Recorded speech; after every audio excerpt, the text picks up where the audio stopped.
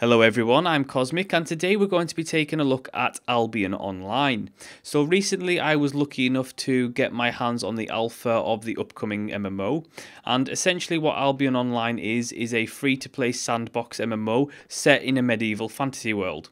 Now the game itself is being developed by Sandbox Interactive, who are an independent developer founded in 2012.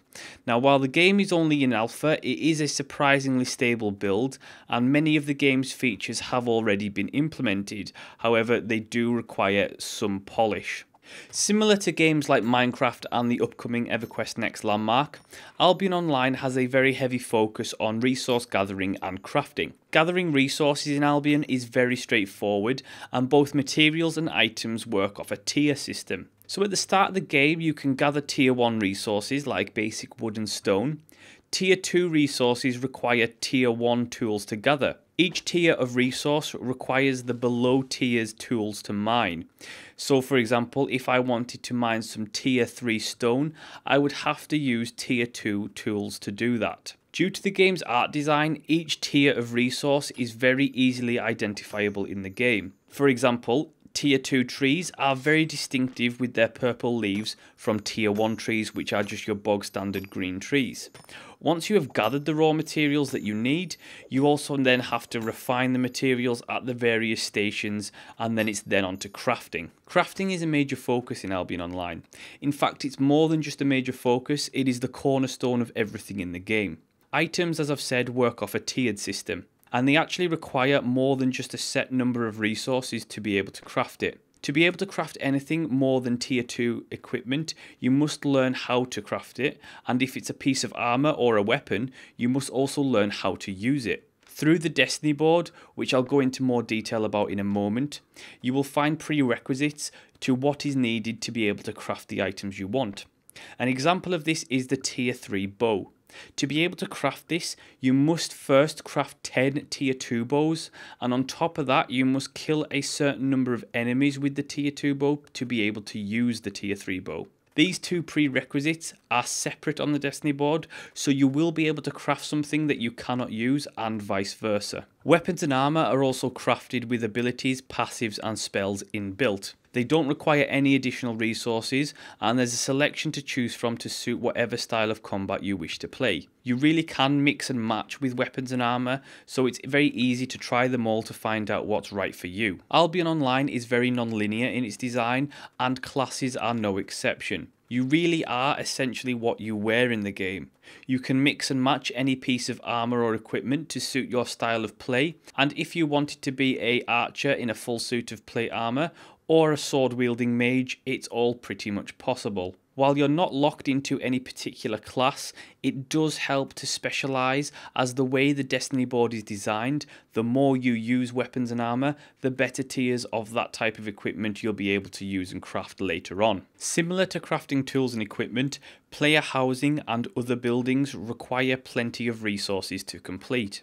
To be able to build anything, you first must purchase a plot of land with silver. Now there's plenty of places in each zone for land to be purchased, each varying in size and cost. Once you've purchased the land, it also requires a cost to upkeep the actual maintenance of the land, so you end up paying silver over a period of time. The great thing about player housing is not only in the ability to create your own house filled with furniture, but also in the ability to craft all the resource refinement and crafting buildings. One of the more innovative features in Albion Online, and certainly possibly my favourite feature in Albion Online, is the Destiny board. Now the Destiny board is essentially a progression tree. By going out and actually playing the game and crafting and resource gathering, the Destiny board tracks everything you do, and once a particular milestone is reached, for example collect 100 wood, you unlock that particular milestone on the Destiny board, and thus you will actually receive a reward,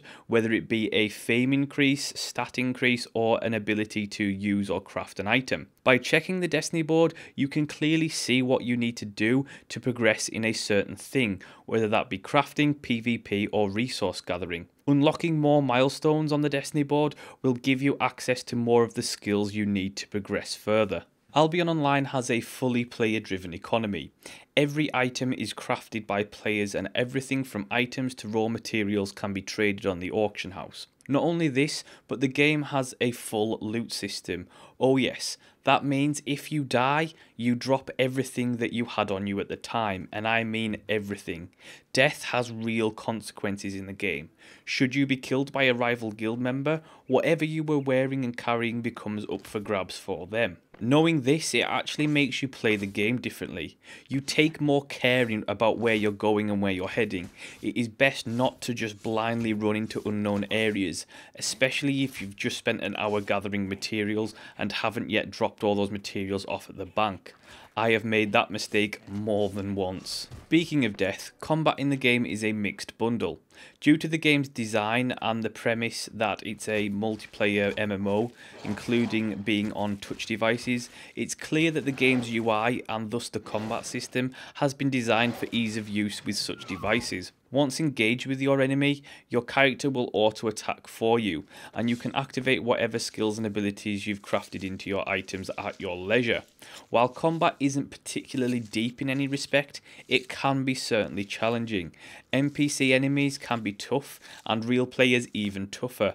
It's important to make sure that you not only have the right equipment to boost your base statistics, but also the right mix of abilities to deal the damage and be able to take it back in return. PvP combat in Albion Online is all about territory. The game is very guild centric, and territories can be claimed and conquered by player guilds. There are over 800 territories in the game, so there's plenty of space for everyone. These territories are also where a guild can start building its own village. Territories are designed so that even small guilds consisting as little as 3 people will be able to build an effective defense against a siege. Overall, my first impressions of the title are fairly positive. I like the art style and I like the general mechanics of the game. I do think, however, that there are some milestones on the Destiny board that are somewhat grindy. Having to craft 10 tier 2 bows to unlock a tier 3 costs a hefty amount of resources and is no small feat in terms of time. While the game is non-linear, it ends up paying to choose one thing and stick with it. I think that the Destiny board is a very nice idea, but it does need a little refinement to fully flesh out the potential of the concept. I do also worry about the title's longevity, especially on the core PC gaming market.